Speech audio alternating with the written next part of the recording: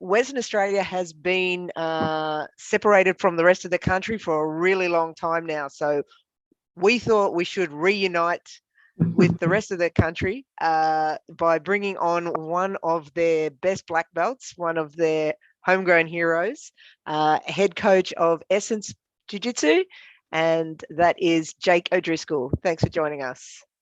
Yeah, thanks so much for having me and a nice intro. I know about the hero part, but I'll take it.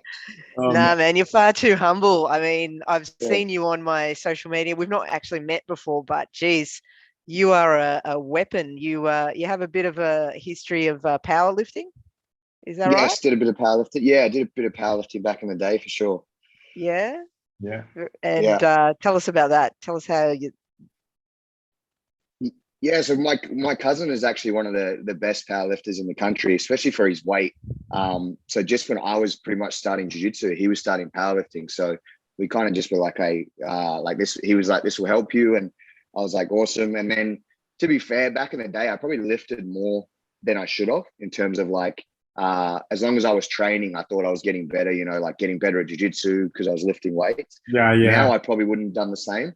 But it actually paid off in the fact that I don't really have to cut weight anymore. My body size, I'm only 5'6", but I compete at middleweight. So I think it's due to my powerlifting background. Like I don't really ever feel outstrengthed by my opponent. So I've never lost a match and just been like, oh man, I think I was way stronger than I was. It's always like a technical thing or a mistake I made.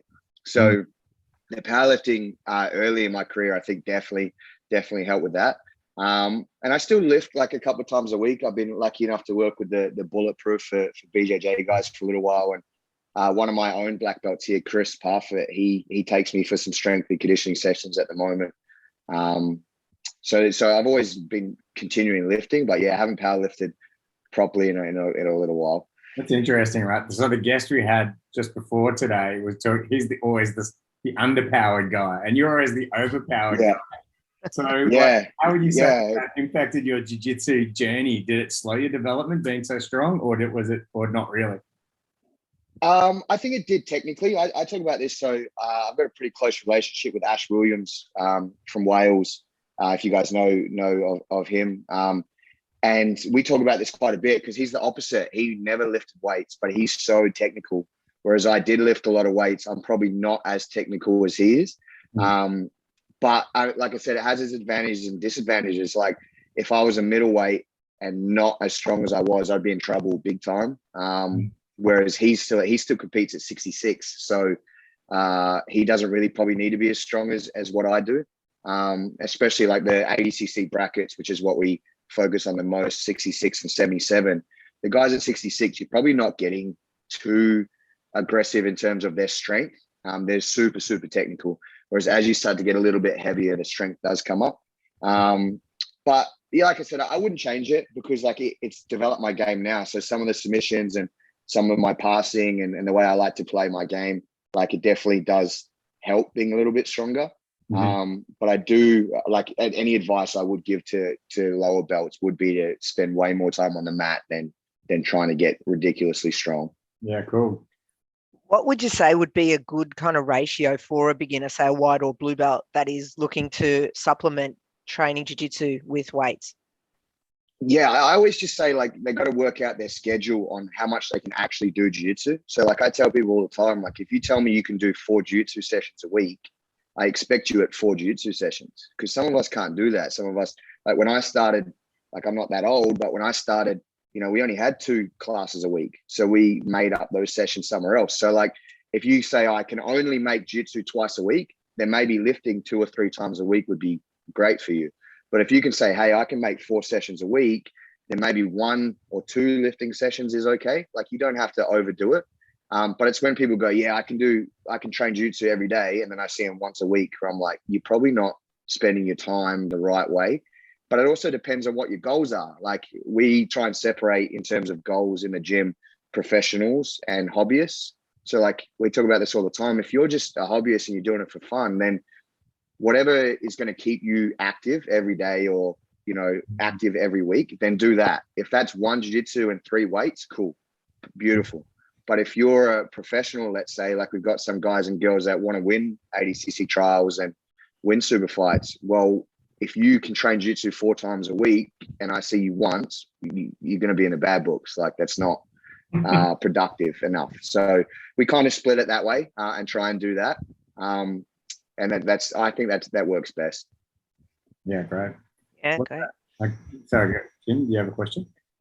No, I was going to say, like, going on then ADCC, is that in your sights? Definitely, yeah. So trials we've been working at for a while. They keep getting pushed back, but that's not a big deal. The goalposts just change. Like the training doesn't change, the mentality doesn't change. Like I said, I work with Ash. He already booked his ticket. He's going to get out here ASAP to try and to help me with the end of my camp, which is good. It's a bit of not the best having only 1 trials now, not 2. But I think what it will do is it will separate those, like the real top level guys who actually have a shot and the ones that, would just wanted to say they wanted to do ADCC trials, and there's a big difference between those. We've got a few guys and girls in the gym that I really believe can podium at trials at least, which is really good because our gym hasn't been open that long, only 3 years. So to have that level in the gym is great for me as an athlete, but it's also good for everyone else to see what they can achieve as well. So what's the experience of, like, a lot of people do jiu-jitsu and dream to open a gym, and how would you say that that's impacted your life, like being part of a gym? Is it your gym? Yeah, yep, it's my gym. Yeah. So that journey been like? It's been like, this is what I knew from day one, that this is what I wanted to do. Like I knew from a white belt, like I wanted to have my own gym and coach people, and that was my career path. Every job that I did was to get me to this point. So I worked a lot of crappy jobs that just fit around training and things like that. It is different. Like it is hard to be like business owner, coach, and athlete because you wear 3 different hats. So we try and separate that a lot. So like in the morning when I train, we do our ACC pro classes. I don't coach, I train, and I'm pretty ruthless with it. Like if you ask me a question, I'll be like, talk to me in an hour. Like this is my time. But I really feel like as an athlete, like you have to, or else you're just not going to get what you need. Yeah. I stopped training at night. So like I coach at night.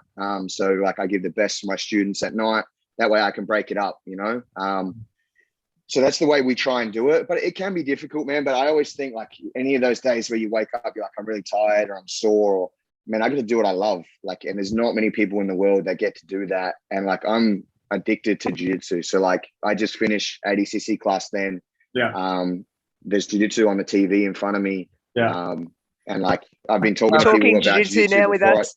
Yeah, exactly. And like my partner Bam Bam, she's really great with that. Like she's so accepting of that's how I am, and that's my life and what I love to do. My daughter trains as well. So like it really does encompass my life. But when I'm out of the gym, I do try and like be present with the people around me, because that's a big mistake I've made in the past where I've just like, I'm too focused on this and then I forget like there's people with me.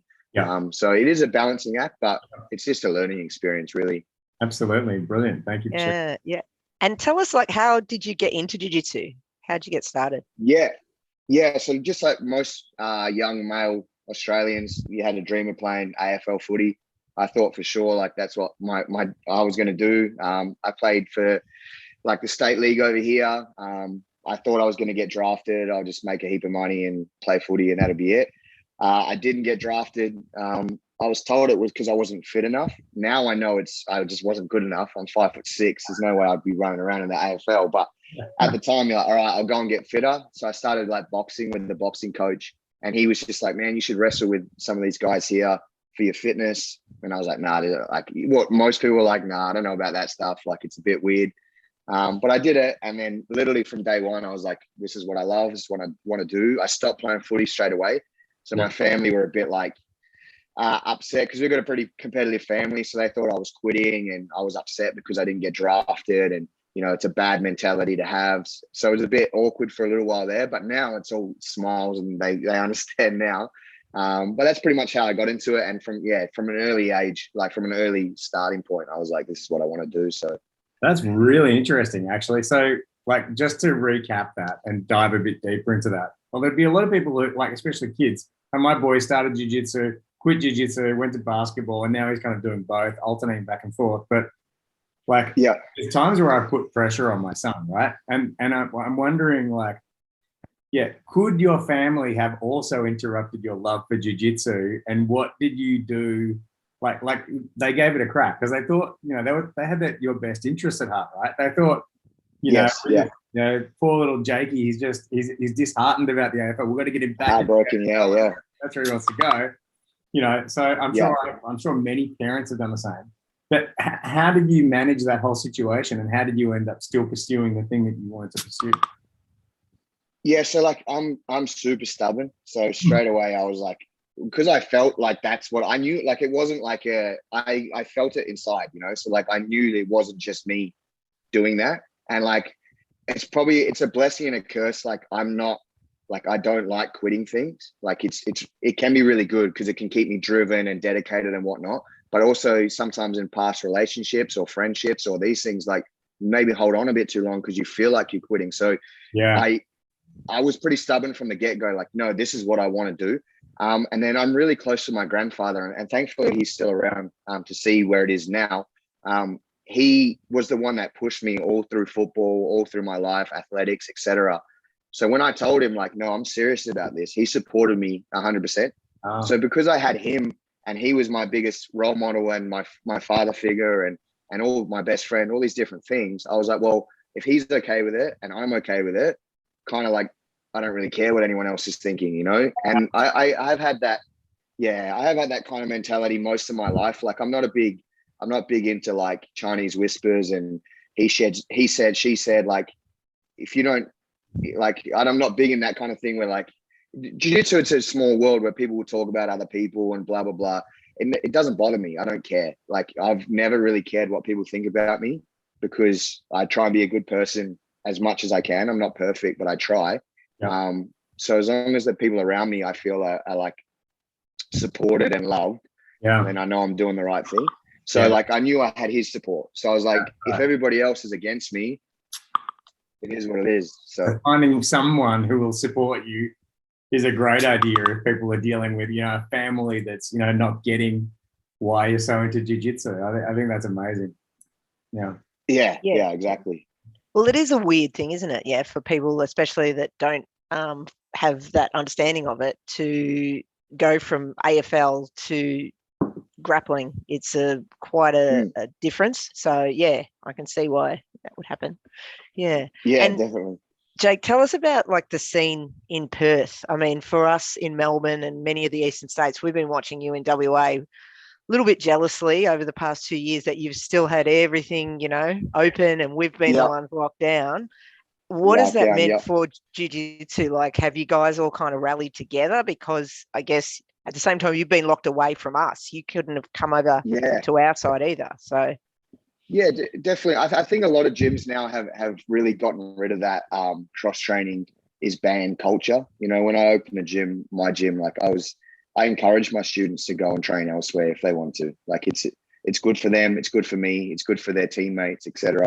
As long as they've got the right attitude, and when they go visit these gyms, they have the right attitude. Like you don't want them being like, you know what I mean, like bad training play. Yeah, exactly. But so I think like the culture over here in WA has grown quite a bit in that regard. Like we get a lot of cross training at Essence, especially our Adcc classes. We get a lot of black belts, a lot of brown belts come down and train with us, which is great.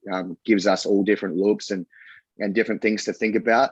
But we've got world-class competitors here, and we always have. So like Will Diaz is here. He's been here his whole life. I mean, he's competed and trained out of Perth since he started, you know. So like we're isolated, but we've got a lot of talent here. So like we do feel like especially I can only speak for my gym and the guys in my gym and the ones I train with.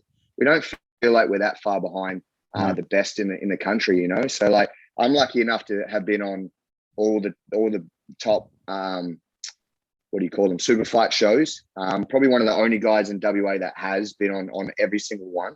But we have so many guys and girls behind me that deserve those spots too, or could be on those spots and are coming, you know. Before this mini lockdown that we had and the borders closing here, we were on Boa, Subversion, M16, Classic, all from my gym. Like we had top spots on those billings too, you know. So WA is definitely growing into the jiu-jitsu. We've got some good comps over here.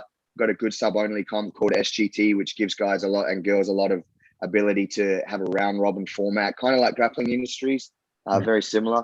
And then you just your local AFBJJ comps too. So the scene is buzzing over here, which is good.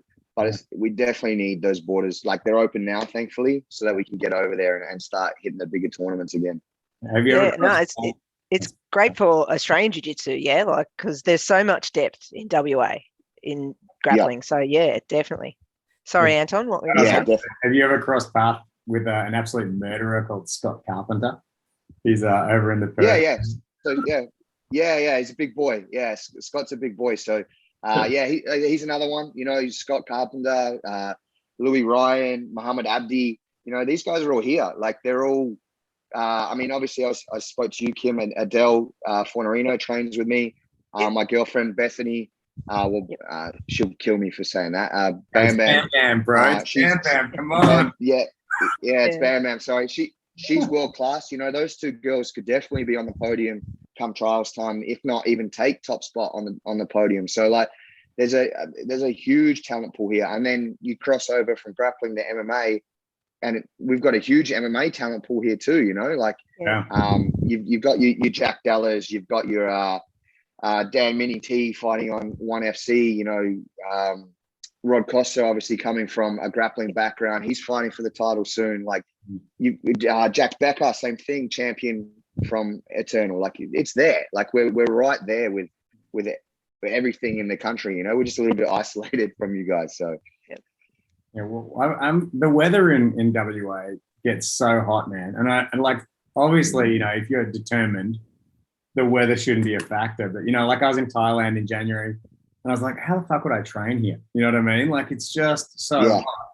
Does that add to the whole I don't know if I feel like going to the gym today thing, or a Western? 100%. Yeah, 100 more the gi. Like we do both gi and no gi. We're more known for our no gi side of things.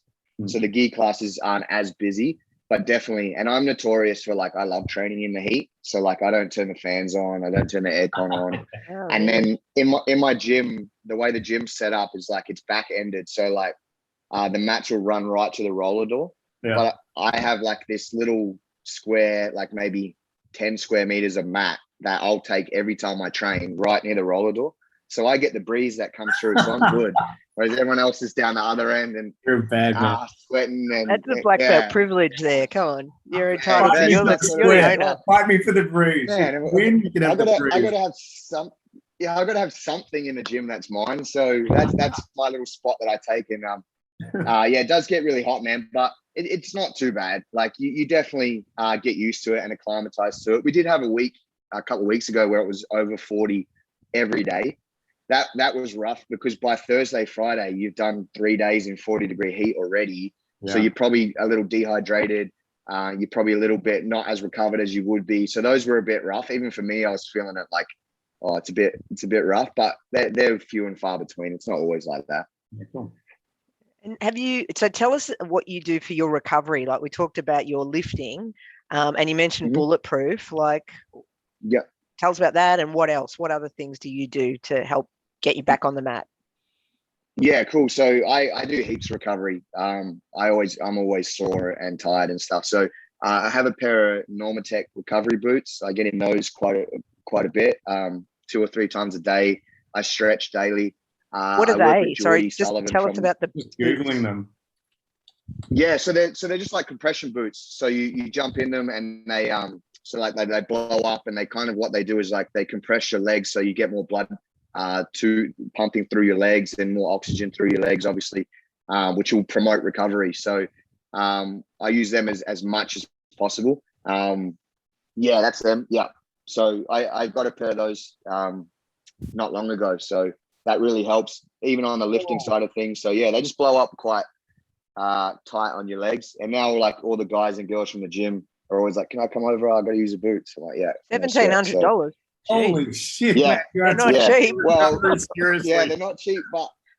But my Which set accountant did you hit me up get? was like, man, Which set did you get? well, This my one? account was like, no. They were on special, to be fair. They were only 1,200 when I paid for them.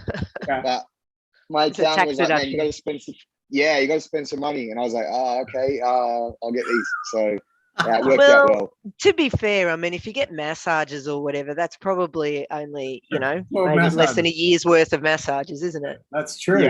Yeah, exactly. But and it's at home too. So when I'm obviously got my daughter here, I don't have to go out. She sits with me and encourages me. So that's always a good thing. But I also work with Geordie Sullivan, the fight dietitian.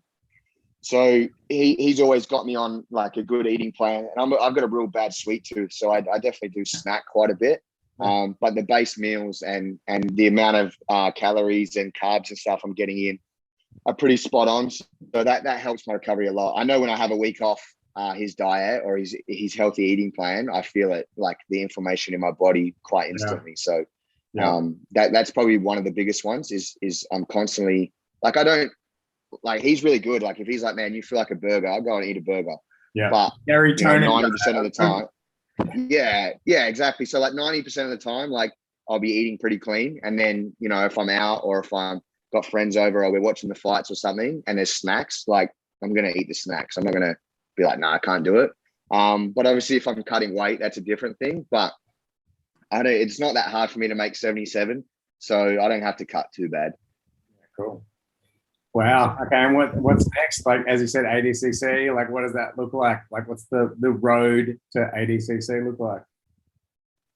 Yeah, cool. So I'll probably jump back in. So I was supposed to be on Subversion a couple of weeks ago, but our borders were closed. So we reassessed after that. It looks like I'll probably be on Classic Jiu-Jitsu on the Gold Coast in May. That'll probably be one I'll jump on, and maybe M16 the week before in Adelaide.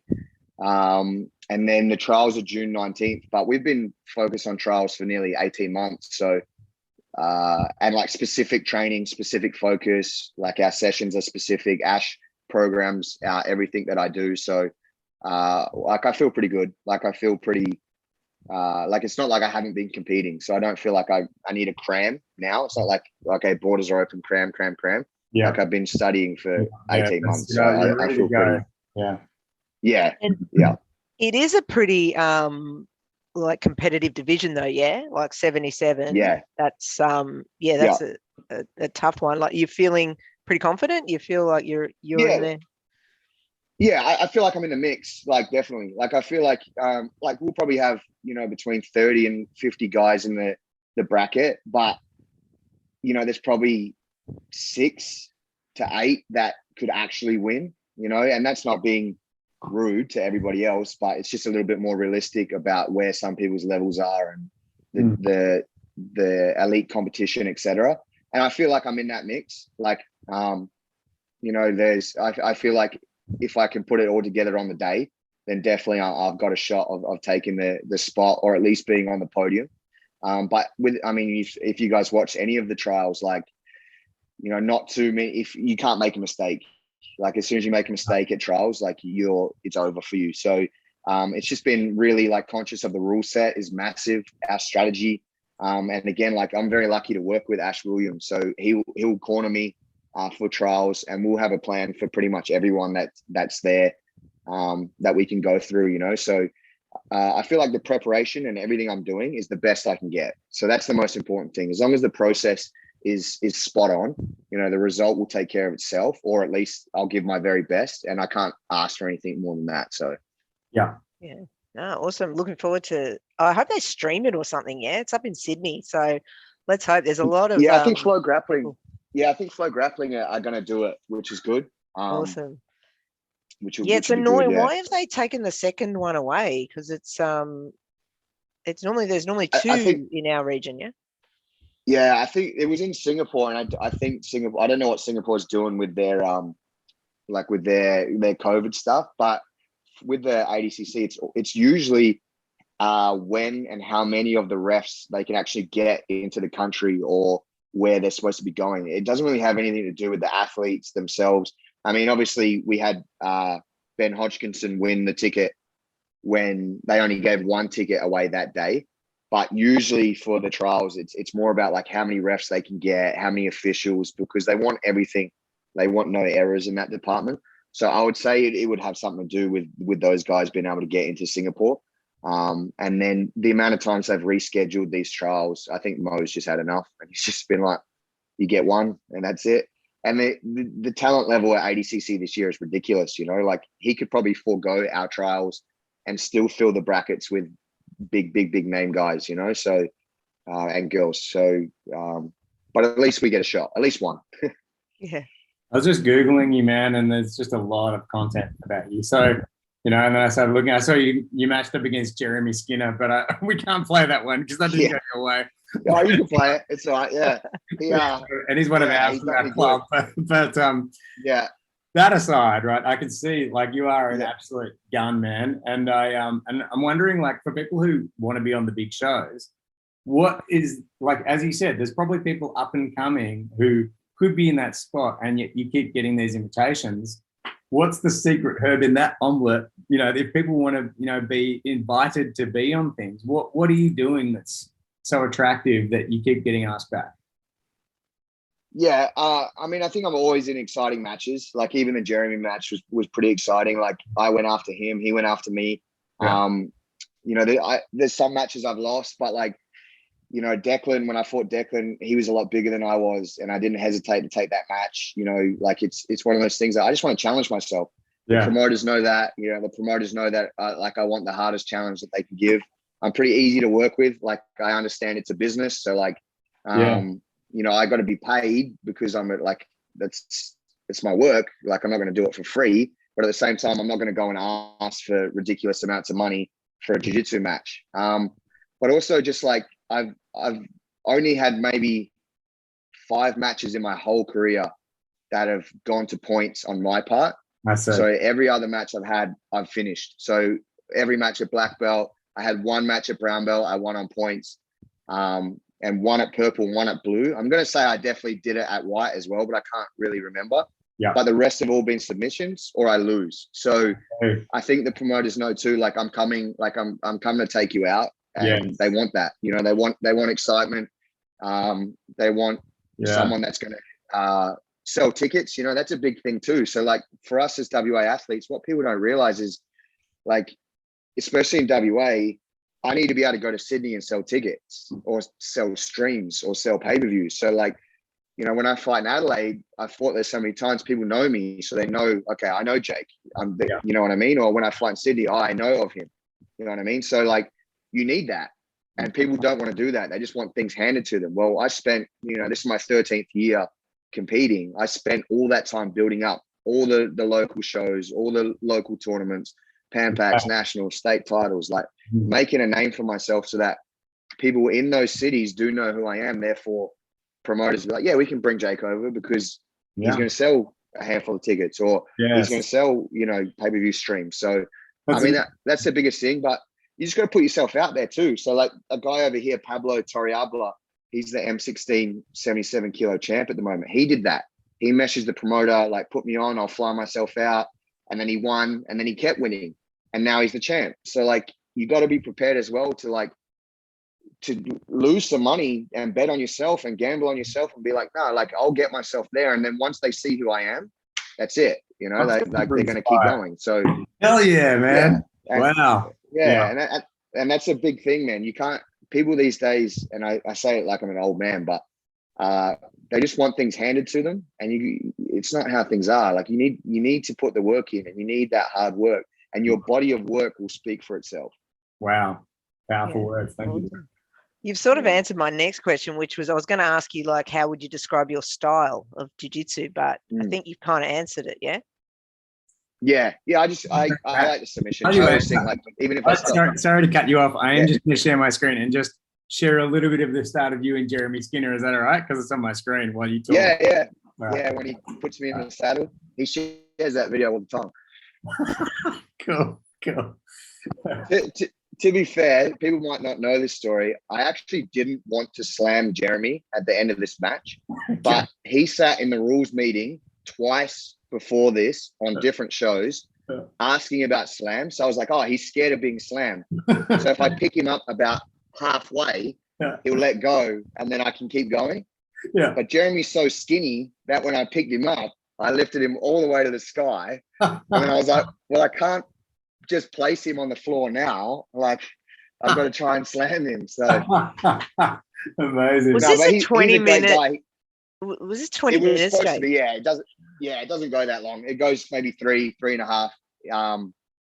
But yeah, he's a great guy. He came out to my gym after this teacher seminar. We got a heap of rounds in, and he's obviously, again, probably one of the favorites for 66 at trials, you know. Big win over Taliesin the other week. So yeah, this is what I mean. Like stuff like this doesn't bother me. Like, oh yeah, you lost to Jeremy. Cool. Like I'm out there trying to verse the best guys there is. Like, so what? Right. And this is a really entertaining battle already, man. It's only like a moment in, and it's just exciting. It's got me on the edge of my seat watching it. So yeah, I can definitely say. And I actually say to him here, we laugh. Yeah. We laugh. I say to him here, I have a daughter. Don't break my leg. But did you also say I've got these special boots at home that can help me? Yeah, I didn't have them at the time, so I was a bit worried about it. But fair enough. So you don't like having your leg broken. Jeremy doesn't like being slammed. Between you, we've got this. No. Yeah, exactly. Yeah. Yeah, it's an interesting. When was this, Jake? Sorry, how long ago was this? This a couple of years pre-COVID? ago. Yeah. This is a couple of years ago. Yeah. To be fair, like I hadn't done a lot of leg locks at this stage, so going into this match, it was all I did was leg lock defense, which I used, but I didn't implement any of my game because I was so worried about his game. So for me, this was a big learning experience in the fact that one, I could hang with someone that is extremely good at leg locks. Yeah. And two, if I only focus on what he's doing, I'd put myself behind the 8 ball to begin with. So yeah, I lost this match, but this is one of the biggest learning experiences for me because now we don't prepare the same. So I went for his leg here as well, which is probably not the best idea, but it is what it is. This is a tough battle. But man. what I mean is like now we don't prepare that way. You know, we focus on ourselves. I would be aware of what he's good at, but I'm not just going to train for what he's good at. So there was a great learning experience being up against Jeremy in this. Yeah, I love that actually, because like I was just explaining on a previous podcast as well, some people when they're learning chess or playing chess, once they start to be in a bad position, they play out the rest of the match really just to lose the match. They're not looking for an opportunity to get back in the match and get ahead again. And I find I do the same. There you go. There's the slam. Yeah, there's the slam. Hey. And then he chokes me, yeah. That was a damn good match though, man. So I'm glad we got to share that because it was very exciting to watch, man. Yeah, thanks for that. Jeremy Skinner can thank us later. Yeah, exactly. We should have actually been more prepared. This is how unprepared we are. We could have said, "Is there a match you want us to show?"